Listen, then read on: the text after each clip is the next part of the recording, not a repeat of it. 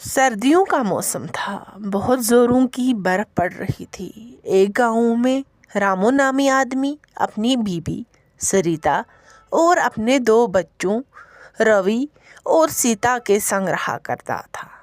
एक बार जोर का तूफान आया।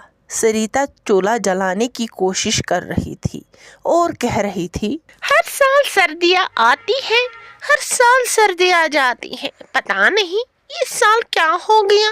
सर्दियाँ आई पर जाने का नाम ही नहीं ले रही है।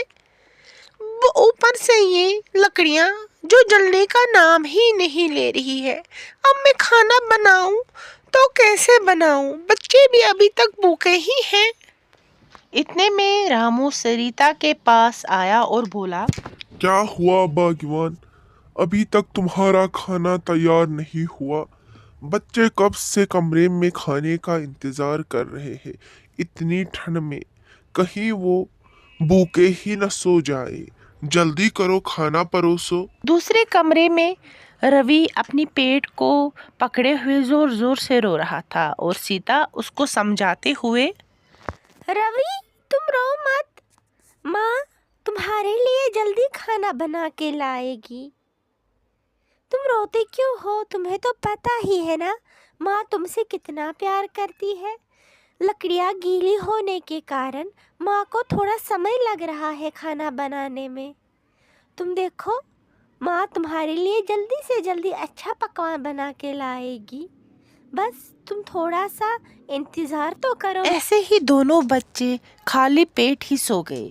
दूसरी सुबह जब रामू आंगन में बहुत ज़्यादा बर्फ भारी देखता है और खुद से ही कहता है, अरे, यहाँ तो सारी लकड़ियाँ गीली हो गई है। अब मैं क्या करूँ? चूल्हा जलाने के लिए सरिता के पास सूखी लकड़ी भी नहीं है। मैं पहले अंदर जाके सरिता को उठाता हूँ, उसके बाद जंगल निकलता हूँ लकड़ियाँ लाने। रामू अंदर जाता है और सरिता को उठाकर कहता है, सुनती हो? मैं जंगल की तरफ जाता हूँ। चूल्हा जलाने के लिए कोई भी लकड़ी सूखी नहीं है। मैं जंगल में देखता हूँ, कहीं मुझे कोई सूखी लकड़ी ना मिल जाए। तब तक बच्चे भी उठ जाएंगे। ये कह के रामू हाथ में कुल्हाड़ी लिए जंगल की तरफ निकल जाता है। जंगल पहुंच के रामू इधर उधर देख के सूखे दरख्त को काटने लग जाता है। कुछ देर काम करने के बाद रामू थोड़ी सी लकड़ियां जमा कर लेता है। रामू अभी काम कर ही रहा था कि वहां से एक बूढ़ी औरत आई जो रामू के पास जाके रुक गई और उससे कहने लगी, बेटा, क्या तुम मुझे थोड़ी सी लकड़ियाँ दे सकते हो? मेरे घर में चूल्हा जलाने के लिए लकड़ियाँ ही नहीं हैं।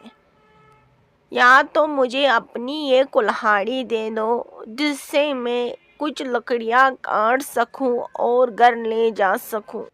रामू एक नरम दिल आदमी था। वो इस बूढ़ी औरत से कहने लगा, अजी, मेरे पास तो एक ही कुल्हाड़ी है जिससे मैं लकड़ियां काट रहा हूँ। अगर मेरे पास दूसरी होती तो शायद मैं वो आप लोगों को दे ही देता। और मैंने ये थोड़ी सी लकड़ियां ही अभी काटी है। चलिए, मैं ये लकड़ियां आपको ही दे देता हूँ, खुद के लिए दूसरी काट लूंगा।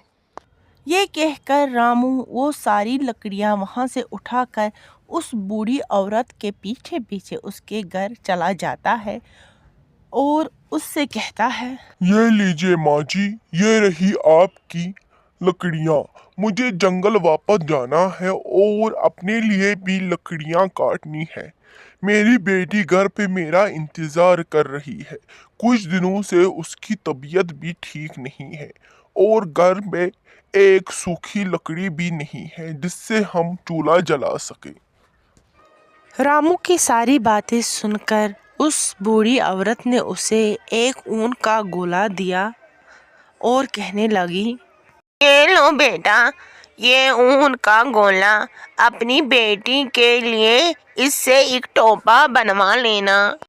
रामू जब घर पहुंचता है तो सारी लकड़ियां नीचे रखकर वो ऊन का गोला सरिता को दिखाकर बोलता है, आज जंगल में लकड़ियां काटते समय मुझे एक बूढ़ी औरत मिली जिससे कुछ लकड़ियों की जरूरत थी, तो मैंने उसे थोड़ी सी लकड़ियां दे दी और उसके बदले उसने मुझे ये ऊन का गोला दिया।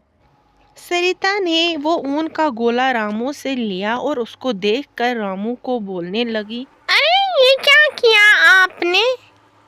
इतनी मेहनत से लकड़ियां काटी थी, वो उस बूढ़ी औरत को दे दी आपने और बदले में ये छोटा सा ऊन का गोला ले आए। इससे तो कुछ भी नहीं बन सकता।